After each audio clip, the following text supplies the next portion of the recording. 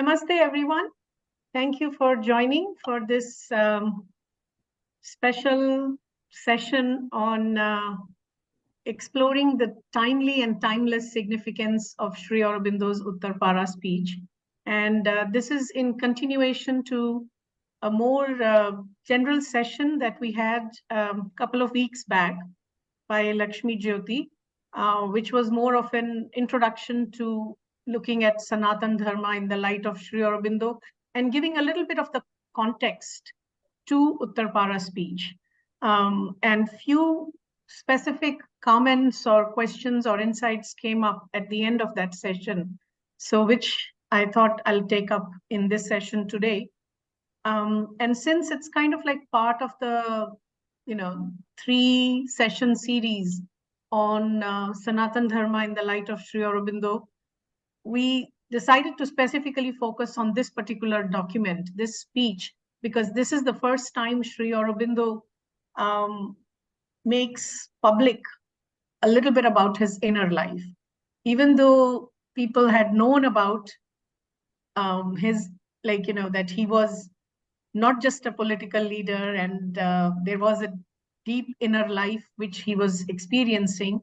And in fact, there are all kinds of documentation from people who were with him in the prison as well, or who were in close contact with him, who were kind of working with him during the revolutionary phase, during the freedom movement, And in fact, if you look at Manoj Das's book on Sri Aurobindo, Life and Times of the Mahayogi, and the parenthesis of that title, the book's title, is the pre-Pondicherry phase, you will find plenty of documentation as to how Sri Aurobindo was already getting known as the Mahayogi, the Yogi Raj Rishi. In fact, he was at one of the political speeches introduced as Yogi Raj Rishi. So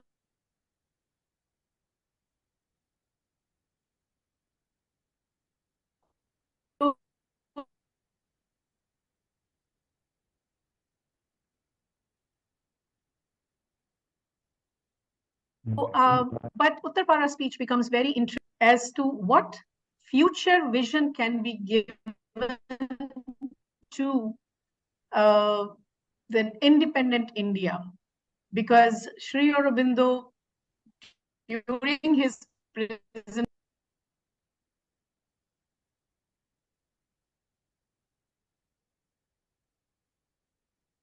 what happened? Beloo, you were in mute. Oh. Yeah, I think I was logged out for a minute or so. Sorry, my internet. Everybody's having fine, like voice and everything. No, Beloo, like last 1 minute we couldn't hear you anything. It was breaking out. Okay. I think it should be working better now. The moment you said pre-Pondicherry period, after that we couldn't hear you. Yeah. So what I was saying was that in this book by Manoj Das, which has this title of Sri Aurobindo, The Life and Times of Mahayogi, with, in bracket, the parenthesis of the title is the pre-Pondicherry phase. There is a lot of documentation that you find of how Sri Aurobindo, even before Pondicherry, was, there were a lot of people who had seen or who had glimpses of the yogi aspect of Sri Aurobindo. So in one of the political gatherings, where he was the chief guest, he was introduced as Yogi Raj Rishi. So his inner life had also, what I was saying was that there were glimpses that people had, and also by the people who were with him in the prison, who saw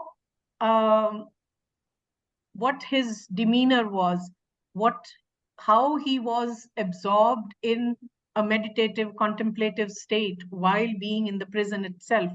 So, and those memoirs have also come out in the public. Those documentation is also there. And yet Sri Aurobindo himself personally, for the first time, speaks of his inner life at this Uttarparaspeech. That's why it becomes an interesting and important document both in terms of the modern spiritual history of India, as well as the modern political history of India, because in this speech, he gives us a vision. He kind of like lays out the blueprint, if you will, for what a true Swaraj for India would mean. So keeping this in mind, keeping this in consideration, and bringing to light some of the questions or specific points that had come up in our last sessions 2 weeks ago, I've put together some thoughts or some reflections, if you will. So I will just share my screen. I hope it's visible. If you can just put it in the chat or something. Yeah. Okay. So I will begin with, just what is, to explore this idea of what is the timely and timeless significance. Why I put the timely in specifically in the title itself is, and I don't want to go into the politics of it, but some of the comments that have been made in current times about Sanatana Dharma, which are, I would say, which are provocative and have also led to, see, in the nature's plan, as Sri Aurobindo and Mother explained, nothing is a waste. And every act becomes a means to go deeper into and go further towards divine's work, if you will. So even that provocative statements by some people with political agendas has given us an opportunity to go deeper into our own understanding of Sanatana Dharma. In that context, also, this particular document, this Uttarparaspeech, becomes a remarkable study if we spend time reflecting on that. So we have just short period of time, so I'll go a little fast because I want to leave some time for some interaction afterwards. So just, one of the first things that we know about, or that we must remember about Uttarparaspeech, is that Sri Aurobindo came with a certain idea of what he was going to speak at this speech. And while sitting there, while the preliminary things were going on, including reciting of a poem on Sri Aurobindo by the organizers, Amarendranath Chattopadhyay and Rajendranath Mukhopadhyay, some of the preliminary proceedings were going on. Sri Aurobindo gets a message to speak of a specific word. So right there is the Rishi who has been given a word to speak to 10,000 plus audience assembled there. And there are beautiful descriptions Manoj Das has given about, how the garland that was woven for Sri Aurobindo, that was offered to him, touched the ground. And there are just, the kind of reverence people had towards him, the conch shells that were going on, all that. So, and as soon as Sri Aurobindo stands up to speak, there is pin drop silence. So he shared, or he brought to light the word that was given to him to speak, a word that I have to speak to the whole of the Indian nation. So let's hear a little bit about the word that Sri Aurobindo speaks. Towards the last third of the speech, after he has described so marvelously, so beautifully about his experiences in the prison, and in perfect humility, he has also spoken of his own weaknesses, his own frailties, his own doubts that arose in him when he's there in the prison. After he has done that, he tells the audience that he asks Sri Krishna, "Give me thy Adesh. I do not know what work to do or how to do it. Give me a message." In the communion of yoga, two messages came. The reason I want to highlight is this part is because here we get a hint as to a sense of Sanatana Dharma. You approach the divine with complete sense of self-offering, self-giving, self-surrender, and ask for the divine to show you the path. This is Sri Aurobindo, who himself has said that 2 of the major 4 realizations on which his integral yoga practice and philosophy is based were realized even before going to the prison. And there he's saying, with 2 of the major realizations in his bag, he's again offering himself in a complete sense of surrender and asking the divine for an adesh, for a light, for a command. And in that oneness with the divine, in the union of yoga with the divine, 2 messages were given to him. Another thing that I would just like to highlight from this, it's sort of in the middle of the speech where this one sentence he writes, just one small little sentence, but it tells you a lot. This is an amazing document. It can be, you can reflect on each and every sentence. I knew I would come out. Just before that, Sri Aurobindo is describing his own doubts that had come up to him.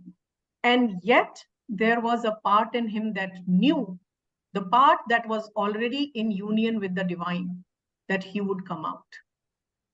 So these are just, again, through his own speech, through his own words, we get a sense of what Sanatana Dharma is.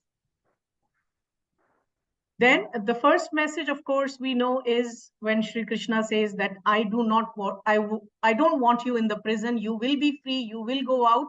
You will do my work. Again, a very specific command. You will do my work. And the second command, the second adesh, is where we go into, where we find sort of like a deeper study of what Sanatana Dharma is and how the truth of Sanatana Dharma was revealed to Sri Aurobindo in the prison. The photograph I have is for, from 1908. I could not find any picture of Sri Aurobindo for the 1909, 30th May 1909 Uttarparaspeech. I am pretty sure everybody who's assembled here knows the date of the speech. So I apologize if I didn't mention it before. This was 30th May 1909. Just 3 weeks, a little more than 3 weeks after his release from the Alipur prison. So coming back to, so this was a picture taken a year before when he was there with Bipin Chandrapal. And in the first half of the speech, he speaks about his last visit to Uttarpara, in which Bipin Chandrapal, who had been just released from the prison, had spoken about his spiritual experience in the prison. And he makes a connection with that as well in his speech. So anyway, coming to Sri Krishna's second adesh, second command. Sri Krishna now tells him that you had some doubt in you. You had the agnostic in you. You had the atheist in you, skeptic in you. And all those doubts I have as if answered through what I have shown you as truth, as a sense of Sanatana Dharma. And then something so beautiful, so profound in the message that comes to Sri Aurobindo in Sri Krishna's voice. It is this Hindu religion, the one that I have shown you, that I'm raising up before the world. It is this that I have perfected and developed through the rishis, saints, and avatars. And now it is going forth to do my work among the nations. If we just stop here, we get a very clear picture here. We get a very clear idea that Sanatana Dharma for the whole world, the work that Sri Aurobindo is being asked to do, the work that Sanatana Dharma is going out in the world to do, is divine's work. So this gives us a very interesting way to look at when we try to examine what is India's role, India's mission for the future of humanity, for the world. Right here, the religion that is being raised by Sri Krishna himself, that has been perfected and developed over ages in this Punya Bhumi Bharat through the advent of various rishis, saints, and avatars. And now it is going to go forth to do my work. Later on, Sri Aurobindo has also said that the work that we are doing in the ashram is Sri Krishna's work, is divine's work. I am raising up this nation to send forth my word. This is again Sri Krishna in his Adesh to Sri Aurobindo. The mission of India is established right there. I'm raising up this nation to send forth my word. This is the Sanatana Dharma. And then it continues. I've just taken snippets in the interest of time. It is for the Sanatana Dharma that they, Indians, arise. It is for the world and not for themselves that they arise.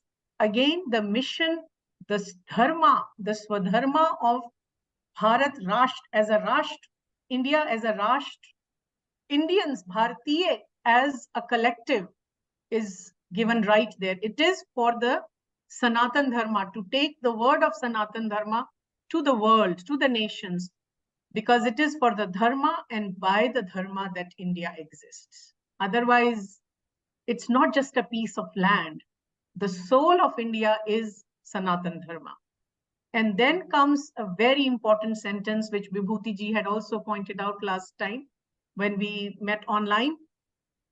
Sri Krishna telling Sri Aurobindo, I, or divine, it's the divine's voice. The divine, I'm working in everybody, and whatever men may think or do, they can do nothing but help on my purpose. Even those who think they are working against the so-called nation are in a way unknowingly working for the divine in a roundabout way. And there is a beautiful piece of writing of Sri Aurobindo before his Alipur prison experience in 1907 in Bande Mataram. If I remember the date correctly, it is in November, 16th November 1907. It's titled The Life of Nationalism. And in that writing, that's the reason why I have this beautiful, old lithograph here of Krishna and Balram killing Kansa. In that piece of writing, Sri Aurobindo speaks of Indian nationalism being born as Krishna was born in the prison. And he makes a beautiful comparison between the Krishna's life as a child, the oppression, the tyranny that Kansa was doing, to the tyranny of the British, and how Indian nationalism was not born in big conference rooms, in big, orators talking about it, but rather as quietly as Krishna was born in a prison. So if you have time, I highly recommend read and reflect on that piece of writing, The Life of Nationalism. And in that piece, Sri Aurobindo speaks of that oppression of Kansa was necessary, not because that is the impetus for nationalism to be born, but it prepared the Mathura Vasis, the people of Mathura, to look for, or to wait for, or to aspire for a savior to be born, and then to accept Krishna when he comes there. So it, in a way, sometimes events, situations, circumstances, or acts of people or acts of nature that seem to go against in our surface vision, in our surface view, seem to go against the divine plan, are actually enhancing or accelerating the pace at which divine's work has to happen.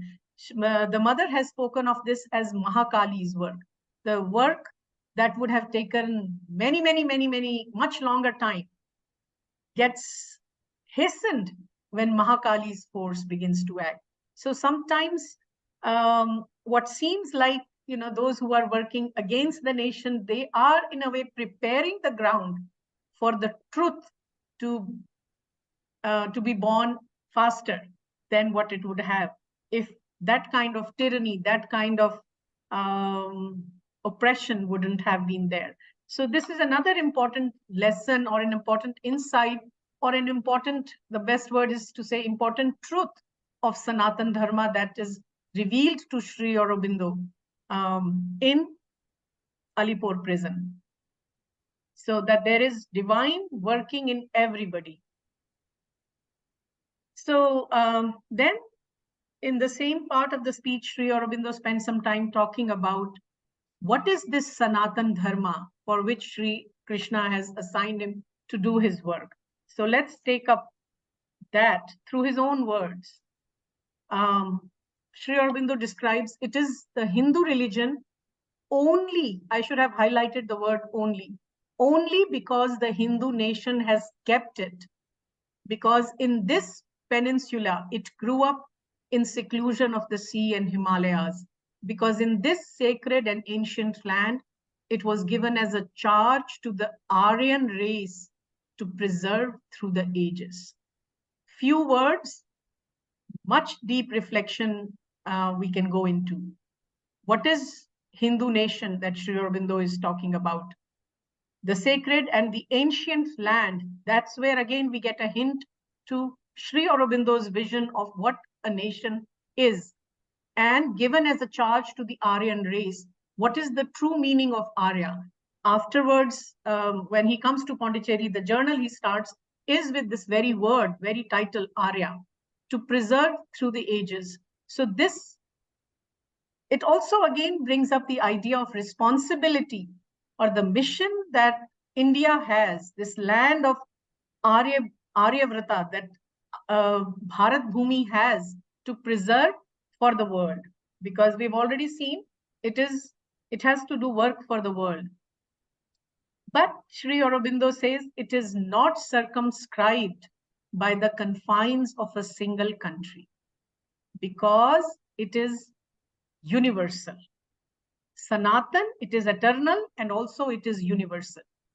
It does not belong peculiarly and forever to a bounded part of the world.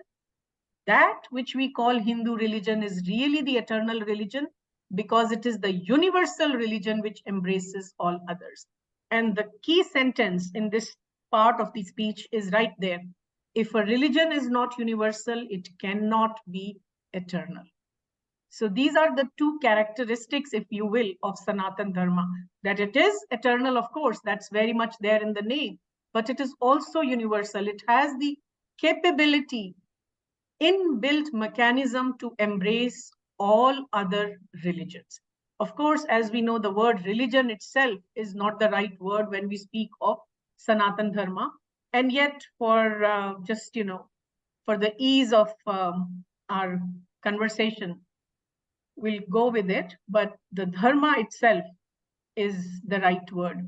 So we can come to some of these things maybe in the interaction, but I just want to focus a little bit on some of the key words that I've been highlighting so far. Again, using Sri Aurobindo's own words, because none of Sri Aurobindo's writings can be studied in isolation from everything else that he has written. So when he starts the journal Arya, in one of the issues, he describes the exact meaning of the word Arya itself. So here are just two quick insights that I've taken from there. So who is an Aryan? Because it's given the work of preserving Sanatana Dharma and to make sure that it stays eternal, it stays universal. And it will be eternal only when it has the capability to keep bringing in it, assimilating within it, everything else that comes after in the course of time. So what is an Aryan who is an Aryan who's been given this charge to preserve Sanatana Dharma? In the Vedas, Sri Aurobindo says the Aryan peoples are those who had accepted a particular type of self-culture, of inward and outward practice, of a certain ideal, of certain aspiration. So those, it's a it's a distinction of the kind of cultural or rather acculturation experience that one goes through, rather than having anything to do with race or lineage or anything like that, but a particular type of aspiration, particular type of self-culture, inward and outwardly. So those who pursue the path of that kind of self-culture, self-development, they are Aryans. Those who do not are simply called as Anaryan. Another way, and in the same document, another definition that he gives, in its most fundamental sense, the word Arya means an effort or an uprising and overcoming. Aryan is one who strives and overcomes all that is outside of him and all within him that stands opposed to the human advance. In the same document, Sri Aurobindo says, the first task of an Aryan is self-conquest, conquering oneself, the true Swarar. That would be the ideal of the Aryan. And then later on, he also describes the integration between the Brahma Tej and the Kshatra Tej is what makes a person an Aryan. So this kind of self-development is what is expected of us as Indians, to be able to take up the mission of preserving the Sanatana Dharma, not just for India, but for the world. So the sort of the mystery gets revealed, and Sri Aurobindo in another writing also speaks of the role of education in building an Aryan character, but we are not going there at the moment. The other thing that I had highlighted was the Sanatana Dharma being both eternal and universal. And if you read that part of particular passage in which Sri Aurobindo describes this, he gives you a very detailed description as to why Sanatana Dharma is eternal and universal. But I'm just highlighting a couple of things. One is that it's only Sanatana Dharma that has the capability to triumph over materialism, all kinds of philosophical or psychological approaches to the or vision of world only from a materialistic sense, materialistic vision, materialistic view. All that can be seamlessly, meaningfully integrated within the Sanatana Dharma itself. That's a huge thing. So while being grounded in a spiritual vision of life, world, and existence, it also has the ability to integrate within a completely materialistic view of life, vision, life, world, and existence. And hence, all the scientific advancements that have come up or that will come up in future can be meaningfully integrated within the fold of Sanatana Dharma. This is what makes it universal and eternal. And the second thing that I'm highlighting it, that it does not separate in any way life from the seeking, the religio-spiritual seeking of an individual. So every detail of the life is given a religious hue, a religious turning. And when I say the word religion here, or because Sri Aurobindo uses it throughout in many of his writings, he's always using it in its highest, purest sense, not in a dogmatic, creed-specific, cult-specific term. Sri Aurobindo in another writing speaks of the difference between religion and religionism. He uses the word religionism for a more dogma-based, cult-specific, outward creed, outward ritual-specific thing. The true religion, the spiritual core of religion, at that level, Sanatana Dharma stays universal, stays eternal, because it incorporates every aspect of life in its own fold. Then just a very quick run through of another wonderful piece of writing of Sri Aurobindo, where we get a little bit more deeper understanding in his light of what Sanatana Dharma is. And in this particular writing, he actually uses the word Hinduism. It's from a letter he had written to his brother, in which he describes how Hinduism can be understood in two different ways. One, which takes its stand on the kitchen and seeks its paradise by cleaning the body. This is what he would later on describe as the religionism, the outward practice of a religion.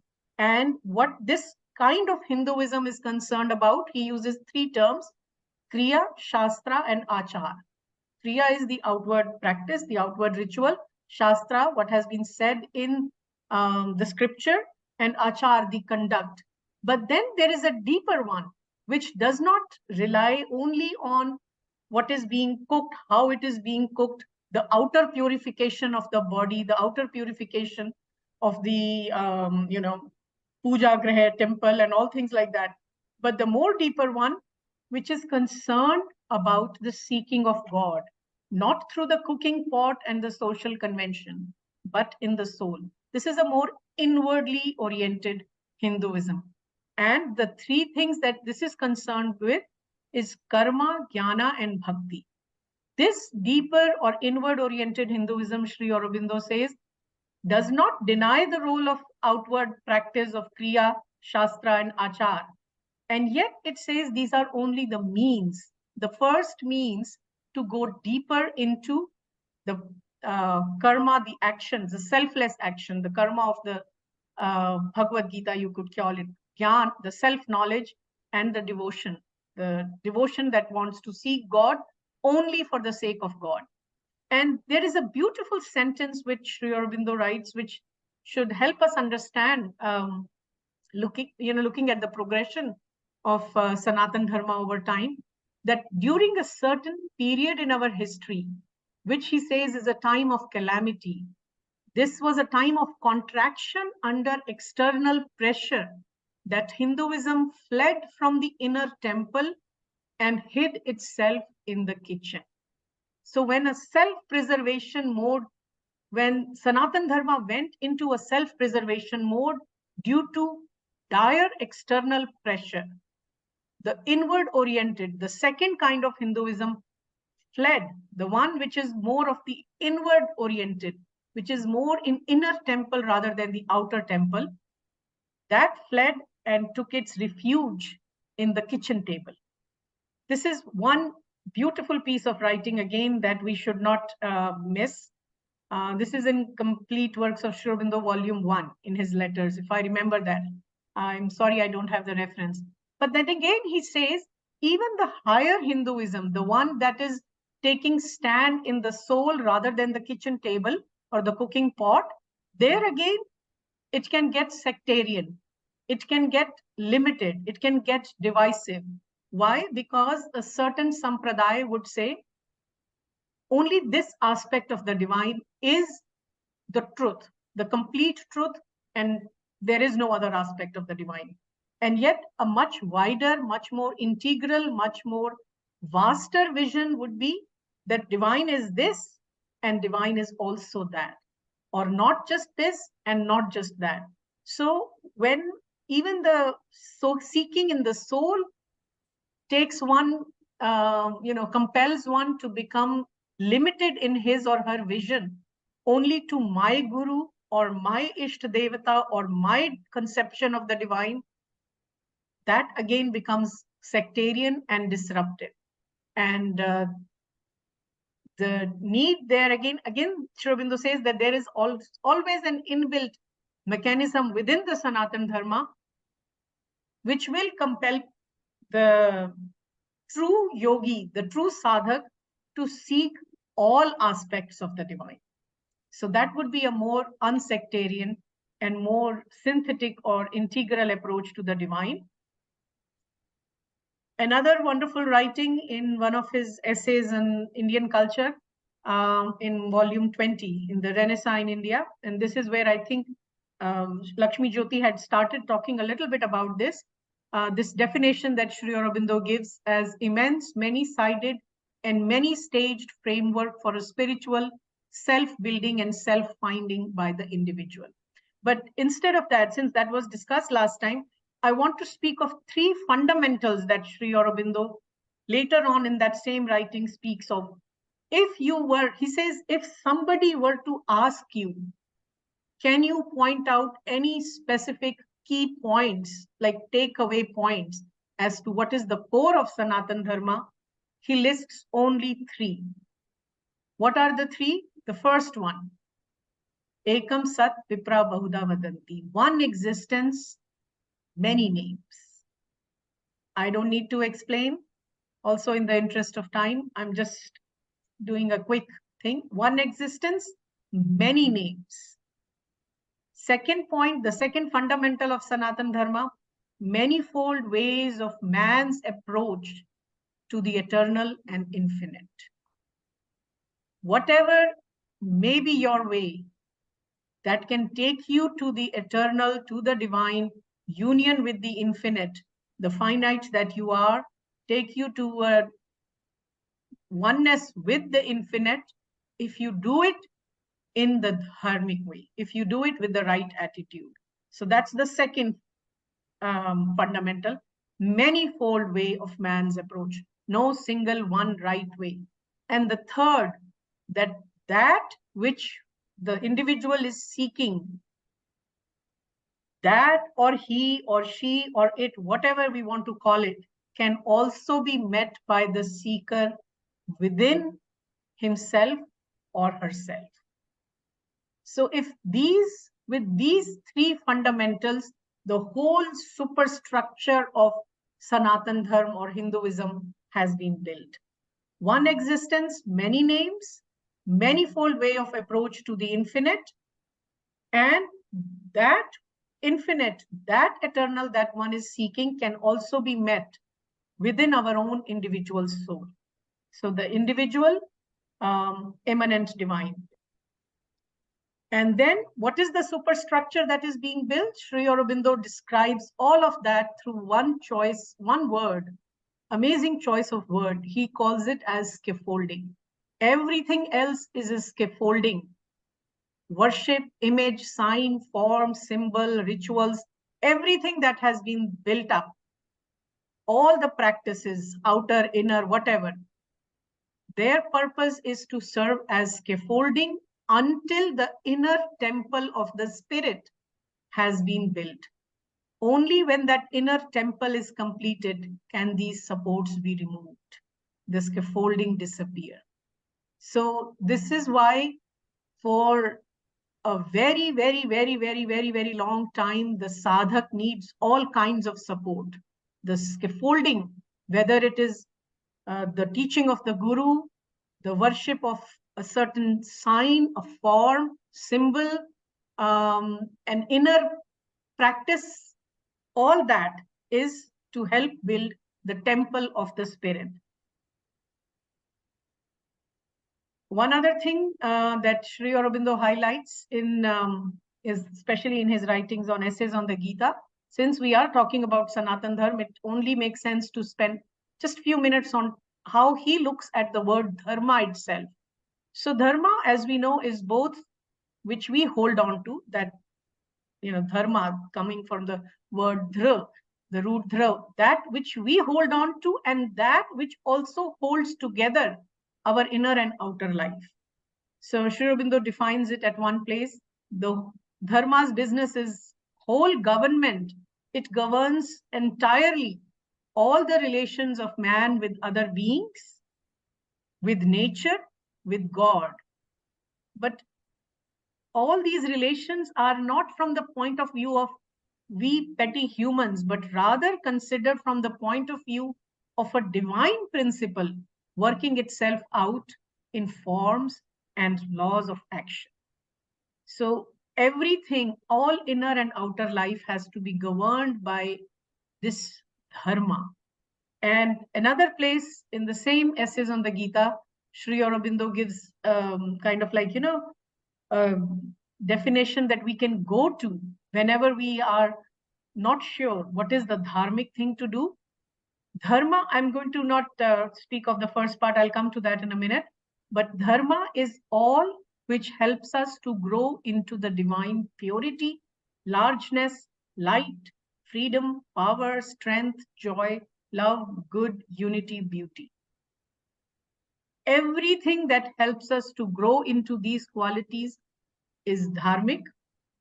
Naturally, everything that takes us away from all this is adharmic. But Sri Aurobindo, being Sri Aurobindo, and in his integral vision, he also reminds us that everything that takes us away from all these is not fundamentally, because everything is, after all, coming from the same source, the same supreme source, same divine source. So how can anything essentially be false?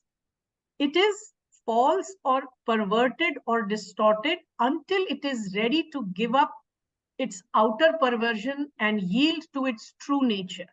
So all that resists the growth of any of these qualities, and all that has not yielded up and is not willing to give up its is not willing to surrender to its secret of divine values, but sticks on to, holds on to its outer perversion and contradiction. That is adharmic.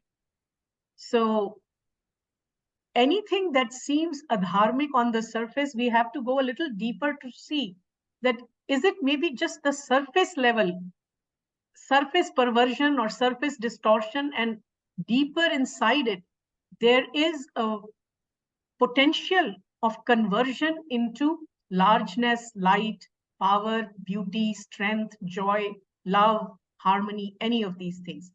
This gives us a hint as to a progressive nature of dharma. Dharma is eternal. Yes, true. Essentially, it is eternal. And yet it is also evolving and growing. And this is why this particular definition gives us an idea as to how it is constantly progressing and evolving in forms, because it is not static. It is not something that was given in, 10 commandments, thou shalt not kill. But it's not carved in stone, but it is written in the soul. It is a progressive unfolding process that happens in the soul. So today, I might have a different understanding of what my dharma is. And tomorrow, or day after, or a year, or 5 years from now, I might have a different understanding of what my dharma is. And in Essays on the Gita, Sri Aurobindo gives many examples, particularly the example of a judge who has had no problem signing, the death penalty for a number of long period of time. And yet, when something awakens in him, he's unwilling to, or he's unable to sign that death penalty. So his dharma, what is his dharma as a judge, that begins to change. So this is one idea of dharma, sanatan, and yet constantly evolving and progressive, because there is a hierarchy of dharma. So there is sanatan, and yet there is also individual swadharma, there is yug dharma, there is jati dharma, and all those kinds of things that Sri Aurobindo describes. So in this understanding of dharma, we have to look at everything. This is where the timeless significance of Uttarparaspeech comes in. Everything that Sri Aurobindo speaks of, the Hindu nation that has been given the charge of preserving. What is this Hindu nation? What is the deeper truth of Hindu Rashtra? What is the truth of Akhand Bharat, the spiritual map of India that Sri Aurobindo and Mother so clearly speak of? That when he says in his 5 dreams that the partition must go, India has to be united. It's in this light, if we start exploring these questions, we get much deeper answer. What is the truth of nation and nationalism?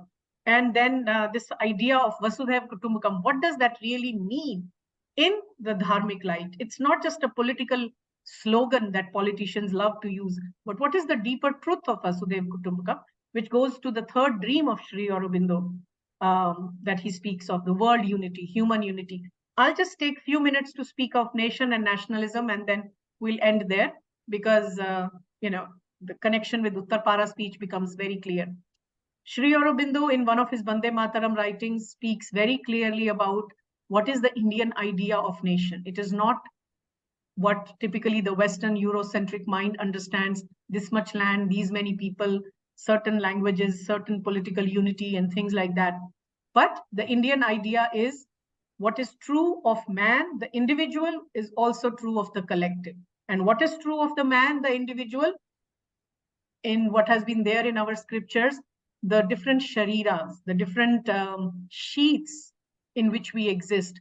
The sthula sharira, which is the, comprised of the Annamaya Kosha and the Pranamaya Kosha. So the outer geography of Indian nation is the Annamaya Kosha, the outermost part of the Sthul Sharira. The life of people, the people that inhabit this land, is its Pranamaya Kosha. And then there is the Sukshma Sharira. After this Sthul Sharira is the Manomaya Kosha or the Sthul Sharira. Everything that India and Indians or Indian collective's mind and collective consciousness comes up in the form of art, literature, poetry, science, advancements, political systems, empires, everything that is connected with the mind is the part of the Manomaya Kosha.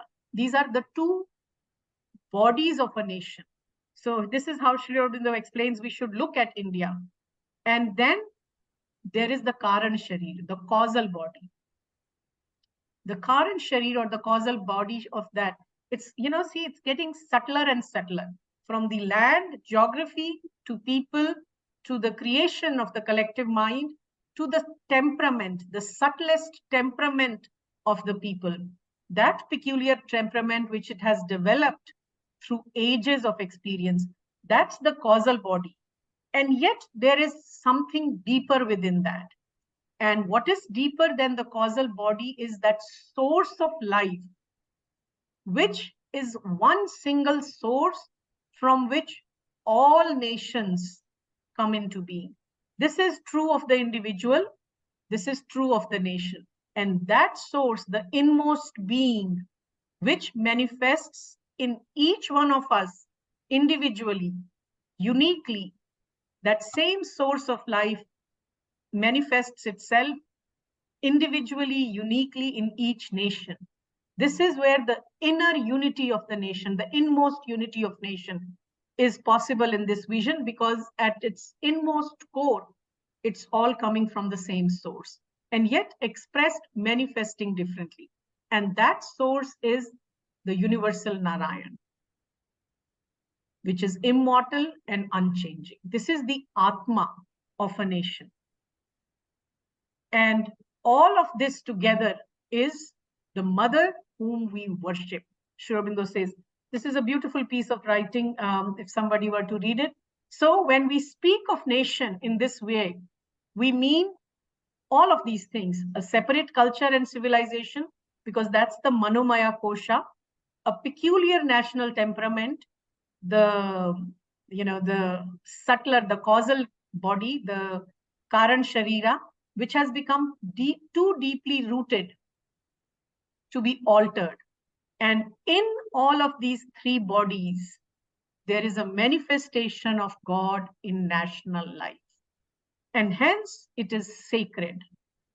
If nation is sacred, nationalism is sacred. But Sri Aurobindo also reminds us in another writing in Karma Yogin, and yet in the Indian vision, nation was not the highest synthesis to which our rishis speak of. Beyond nation, the higher synthesis is of humanity. Beyond humanity is the synthesis of what Buddha speaks of: all suffering creation, all aspiring world of creatures.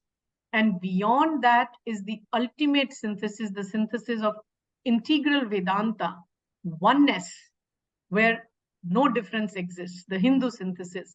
So in Indian view of nation, why it cannot become a narrow way of nationalism or love for nation? Because we are always reminded of the higher and higher synthesis. So nationalism, Sri Aurobindo says, like everything else, comes from that same source. It is a divinely appointed Shakti of the eternal and must do its God-given work before it returns to the bosom of the universal energy from which it came. And we find the same thing expressed differently in his third dream that he speaks of on 15th August 1947, which is that how will the world unity come about? Because now the militant aspect of nationalism would have done its work. Only then the world unity can come about. We see the hint happening. This is again from Bande Mataram, pre-Alipur jail. God-given work before it returns to the bosom of the universal energy from which it came. So that's not forever and ever. It has to do its work and it will eventually return to, because there is a higher synthesis that has to come about. But Sri Aurobindo is very pragmatic. At one place, he says, if you are a title hunter, if you're looking for prestige, don't call yourself nationalist. I mean, I'm just paraphrasing it, but he speaks of in a very beautiful way. And another place he speaks of that if you're going to be a nationalist, don't just do it out of intellectual pride that I am a bigger nationalist than somebody else. Do it only when you assent to become an instrument of the divine. Do it in the true religious spirit, which means without any personal desire, personal ambition, personal motive in it. So the mission of nationalism, as we find described by Sri Aurobindo in Karma Yogin, post Uttarparaspeech is, which connects it back to the Uttarparaspeech, is the recovery of something. What is it that has to be recovered first? To recover Indian thought, Indian character, Indian perceptions, Indian energy, greatness, and to solve the problems of the modern mankind, the modern world, in an Indian spirit from the Indian standpoint. And he also speaks of in that same writing to revivify the influences of our immemorial Aryan spirit, to recover the Aryan character, to recover the Aryan spirit, which he had alluded to in his Uttarparaspeech. So, and I think one of the ways, or rather probably the most profound way in which this recovery is happening is when we look at what Mother has given us in her own symbol as to, these 12 soul qualities that we develop. And when somebody asks what is the best tribute we can offer, the best homage we can give to Sri Aurobindo on his birthday, she says, be sincere and follow his teachings and, walk away from hypocrisy. So sincerity as the very first quality that Mother emphasizes that we must cultivate. Humility. Uttarparaspeech itself is a prime example of Sri Aurobindo's humility coming forth.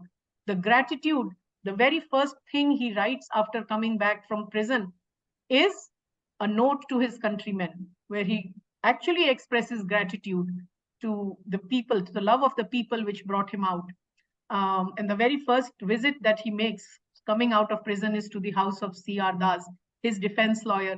So if we just even read their life, about their outer life, we will find how all these qualities, these soul qualities were there in their outer life. And of course, he was also the great, in his outer and inner life, we find a great integration of all these four powers of Maheshwari, Mahakali, Mahalakshmi, and Mahasaraswati. So he was the, if we can call it like, the prime example of the Aryan spirit, the true Aryan who was walking on this earth.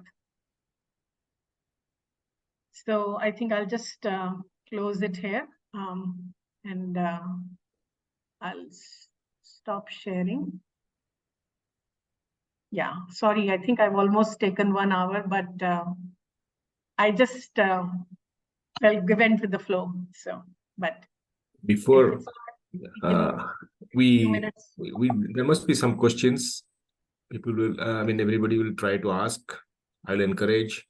But also there is one thing, we can see this whole screen, everybody, kind of video is off. If some people, a few of us can just open up the videos, that way at least some screenshot or anything can be taken just to emphasize the energy, the Aryan thing that we just embedded ourselves in. Let it not just go away without any significant capturing of the whole thing. Please, it's a marvelous movement at this point, and eye-opening expression by Beloo. Whoever knew that Sri Krishna, the nationalism was born when Sri Krishna was inside the jail. Whoever will just find that speech, 16th November. It's so difficult to even 1907. control this kind of emotional things.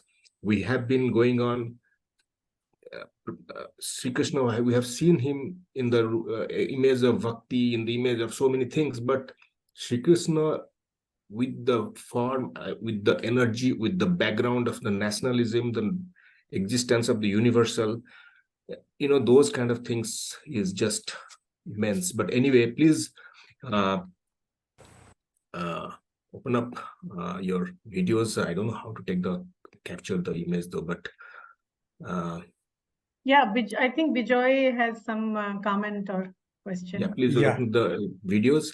How do I take just let me take capture the image, just 1 second, or else if somebody can just take it, please do, and post it to me later. Can I just also say, if anybody is interested, Sri Aurobindo's Bengali writings in Dharma that he writes after coming out of Alipur prison, there he speaks of Sri Krishna's role in detail, Sri Krishna as nation builder. So his analysis of Sri Krishna's role in Mahabharata in his Bengali writings is a delightful read to know more about this aspect of Sri Krishna's work. Yes, Bijoy, please. Beloo is so nice, and so nicely explained the whole concept. In one of the slides, two type of Hindus on the below, it is written that at the time of calamity and external, pressure, the Hinduism has fled from inner life to kitchen, right? So, does he mean that it is external invasion, or what sort of things that actually made it? If you can clarify.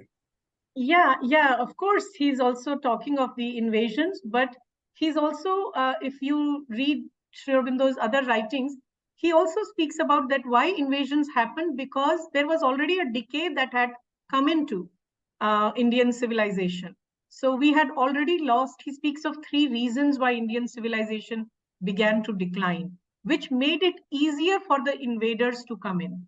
Though, like right from 300 BCE, with Greeks and Scythians, the invasions, people had started to come in, but the large-scale invasion, which came to disrupt a lot of what Indian civilization stood for, happened later when Indian culture was already going through a deep phase of decay.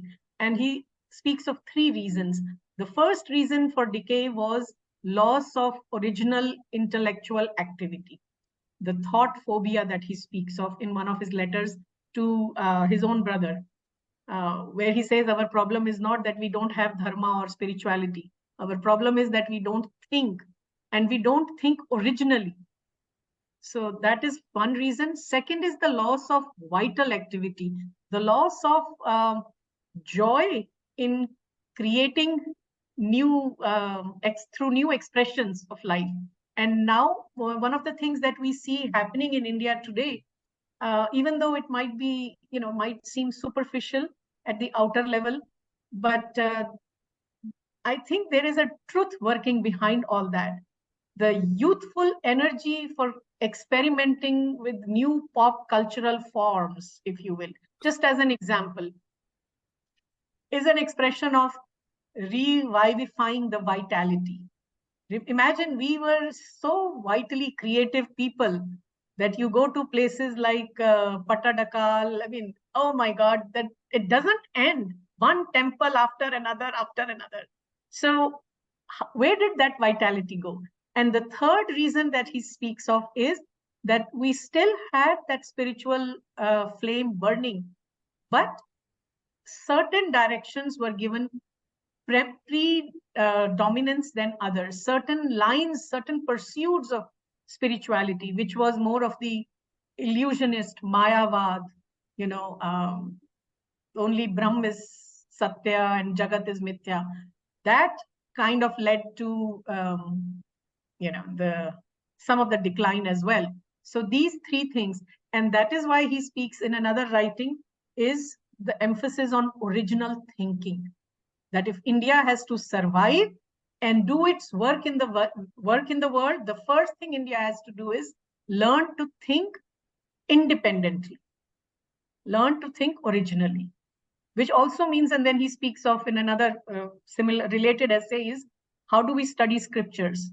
We don't study how, what Max Muller's and the academic Indologists have said.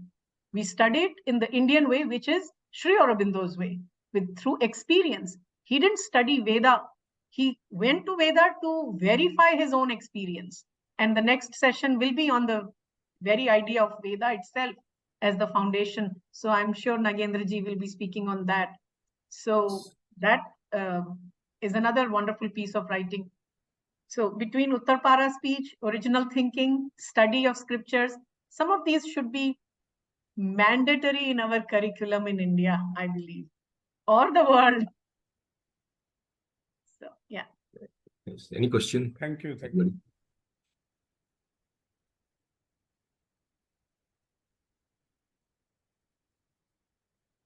Anybody?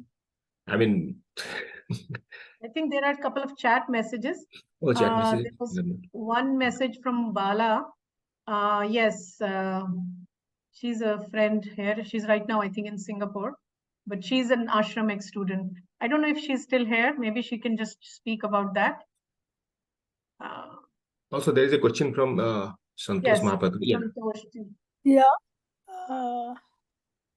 I would like to just add to my dear closest friend Beloo's personal friend Beloo. She is expressing, she has exactly given the relevance to today's situations of Bharat.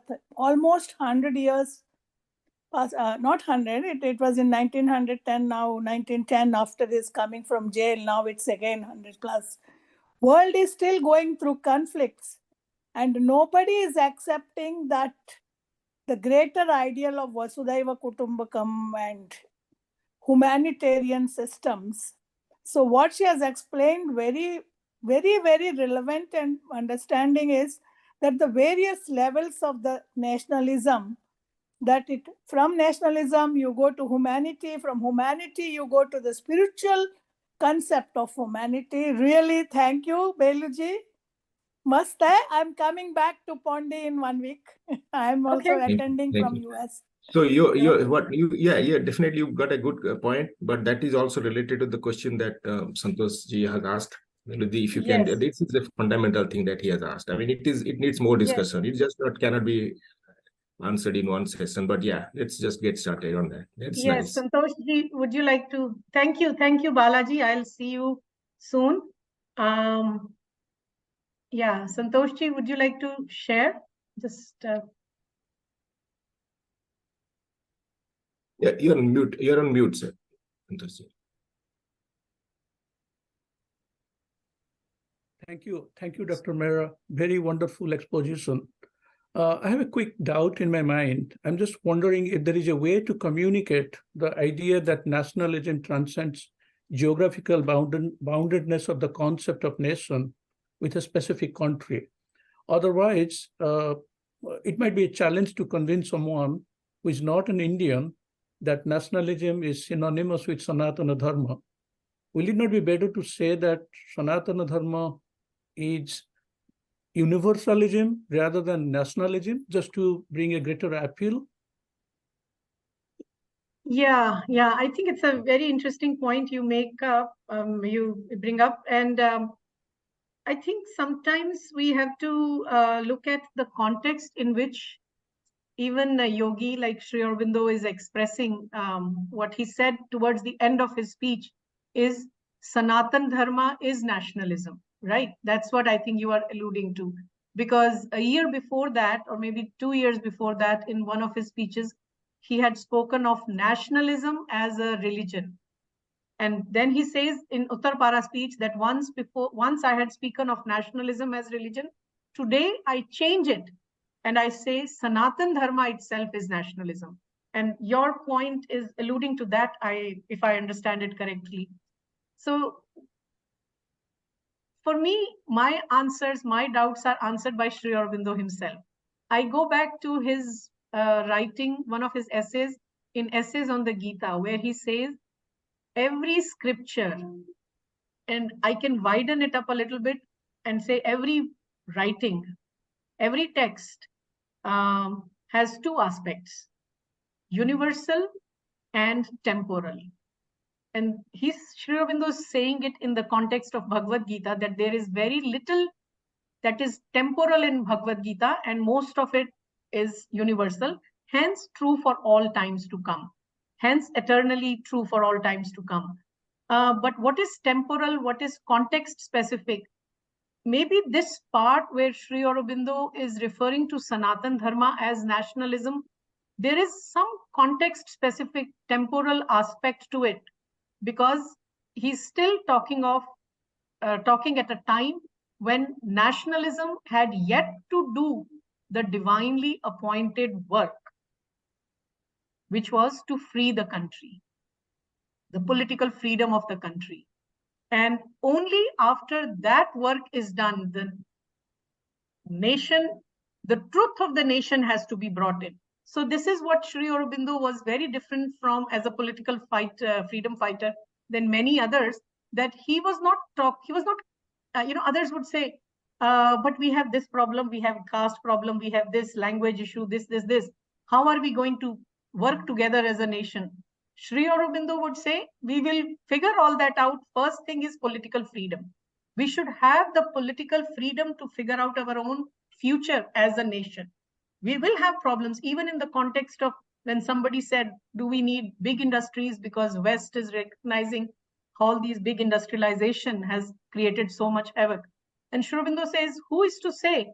We can't say that the kind of poverty we have in India will be eradicated by small scale charkha industry. He said this in the context of Gandhian policy of not wanting any big industry.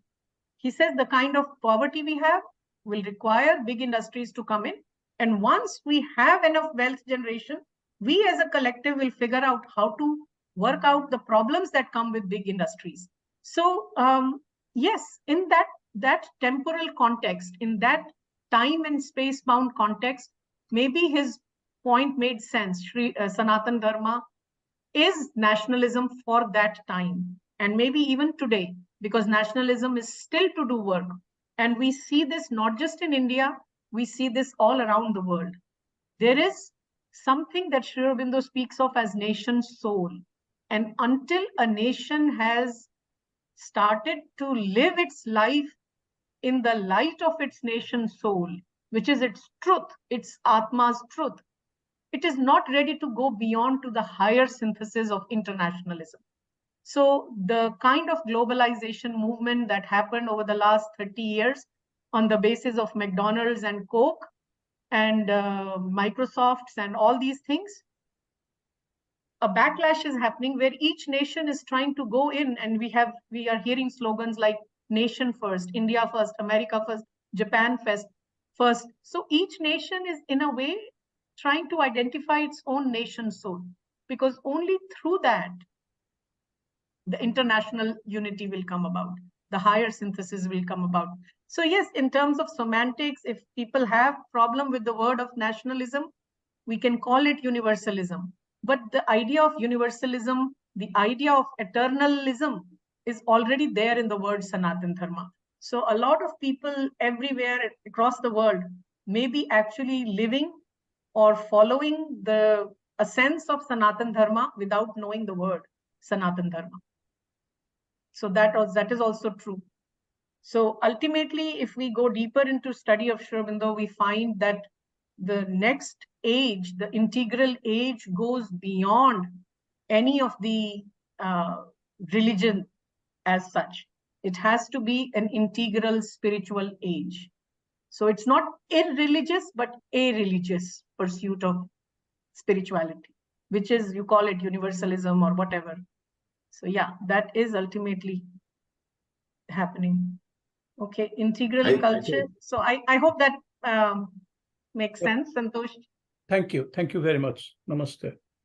Namaste. There are a couple of comments. Integral culture, ideological globalization, what is happening, global trade and commercial competition. Yes. So Alok ji has a question, I believe. How do we, is he here? Alok ji? Yes. Yeah. Okay. Yes. Yeah. Would you like to just share? This question is related to how do we live Sanatana Dharma in our life, which is a grand narrative which India should be able to represent. And it should be able to percolate to all our life through education, which is still heavily colonized and we are under its shadow. So what alternative ways and means can we practice through yoga so that we evolve with that puissant, with that strength, and we are able to represent it as a nation to the world? That is the question. It's a good question, and I think the answer also is with you, with all of us. I mean, the very fact that we are here, we are convinced that we have to do something, starting with ourselves. So first, forget the nation. Nation will take care of itself. The world will take care of itself. First, we have to live the Dharma ourselves, right? So I don't know about the grand narrative, and these again become very ideologically prejudiced terms, because the postmodernists would say there is no grand narrative and things like that. So we have to come up with our own terminology. Again, we are borrowing terminology from the West, but yes, we have to live our life in the light of Dharma. First thing, first requirement, we ourselves have to become the living examples of that. We call it yoga, we call it sadhana, we call it outer religious practice, whatever works. We each have, the manifold way of approach to the eternal, to the infinite. Whatever might be relevant for you may not work for me. I may be more of the, karma path. You may have more of the bhakti path. I may follow more of, I don't know, through music, through art, through painting. I mean, so many ways. I just, we can look around, and I think already a lot of what we say, that rebirth, that rejuvenation, that renaissance is already happening in small quarters here and there. We just have to keep our eyes open and try to see beyond or beneath or underlying the movements that are happening. So all of a sudden, you'll find all across the world so many beautiful educational institutions coming up, not necessarily drawn from the teachings of Sri Aurobindo and the mother, but so many other progressive thinkers on education. This is a very dharmic approach to education, because the very thing that Indian thought speaks about the role of education is to know thyself, right? So when any progressive thought of education that looks at child as a soul in evolution, a learner as a soul in evolution, a bud that is blossoming, that is a dharmic approach to education. We may call it this or that or any other fancy names. So things are already happening. The emphasis on reviving Indian knowledge traditions, the Indian sports, the indigenous games rather, the Bharatiya Khel Parampara. So much emphasis is being given. In fact, for the journal that I edit some time back, I had interviewed the two authors who had written a very interesting manual for the indigenous games of India. And their book is being used by many of the schools and colleges to revive those lost, collective games, physical collective games that children used to play. So all of these movements are already going on.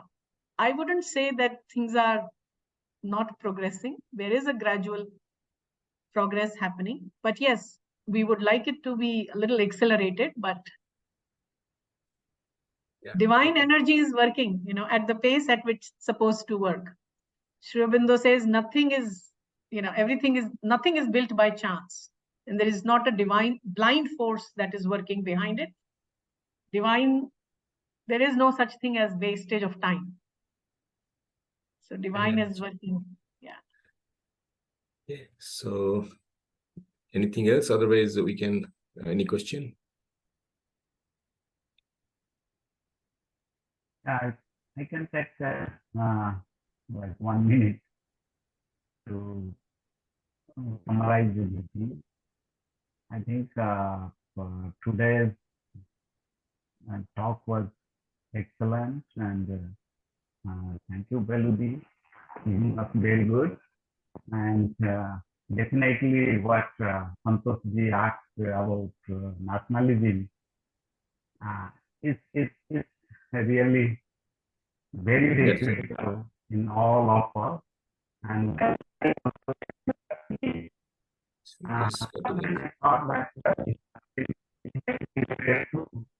your voice is breaking. Your voice is breaking. My voice is breaking. Yeah. Can you hear now? Yeah. Now it's better. Okay. Maybe I have to go very close to the. I'm using my laptop. Yeah. So what I'm saying that initially I thought that nationalism may be what Sri Aurobindo is saying related to that time, like 1910 when, but I think nationalism always exists, and nationalism and humanity, I don't think they are different, because when we say humanity, what my interpretation is, all our work should be related to humanity. We do a lot of work thinking of ourselves, like I want to do for my family, I want to do for myself and my friends. But if we do our work thinking about the humanity, like I have to do for everybody, how it will help the world. I think in Gita also Lord Krishna has emphasized that don't do only for yourself, you have to do for others also. So I think if we lead to that, to nationalism, that means all my work will be for the nation where I am born, I am related to that. I think that's where it is coming, and that is what, so it's not, it will be everywhere and every time, and these are timeless. Nationalism and humanity is always related. With that I can conclude. And this is very good thing, but it is to be experienced. I mean, we have to really deal into it. I mean, yeah, that I agree. Very sentimental thing you said, like work is not for me, for the nation. Yeah, nice. Yes. And I think we again find Sri Aurobindo reminding us in his speech that he had given to his students when he was leaving Baroda College, where he said that if you study, if you go abroad and study, do it for the sake of Mother India. If you earn money, earn it for the sake of Mother India. So this idea of going beyond our own little petty self, ego self, is a very good way to keep thinking of the larger collective. And there is one last thing that I would like to say, since Vibhuti-ji brought up the idea of nationalism, whether its relevance, and it goes back to, I think, Santosh-ji's question also. Sri Aurobindo, in his ideal of human unity, speaks of the truth, the psycho-spiritual truth of nation as a collective. So the way nature works, whatever collective unity, there is a truth to that collective unity. When you go to a higher synthesis, a higher unity, the truth of the lower collective does not disappear. So even when we go to the world unity, the internationalism, nationalism may still have a role to play, because that will be more at the level of nation soul. So nations as such will not disappear. Auroville is an experiment to bring this human unity about at the inner level. And yet, Mother was very conscious of an international zone where each nation will be expressing the truth of its nation's soul. Because the truth of nation's soul will not disappear. So going to a higher unity does not mean that the lower unity will no longer be relevant. So in that higher sense, nationalism may still have a role to play, but it will not be the aggressive type. It will be more of the inward turn, more subjective way of looking at the soul of the nation. So I just wanted to highlight that point. Yeah. Okay, Vijayata has one question. What is the Yug Dharma for this age? Very good question and very big question. And you bring it up at the very end. We So can wait for another session for this to be discussed properly then. yes, but Vijayata, maybe you and I can have a separate discussion on this at some point. I was actually thinking of you a couple of days before. So, but yeah, but just in one word is to, Sri Aurobindo again describes it, we are going through a more subjective age. So look within. That is the Yuga Dharma. That is the individual Dharma for this Yuga. Look within and work from inside out. That would be in one simple way, but we can go into the deeper discussion around that. Okay, so yeah, we should kind of wrap up here maybe. Yes. Thank you, Beloo.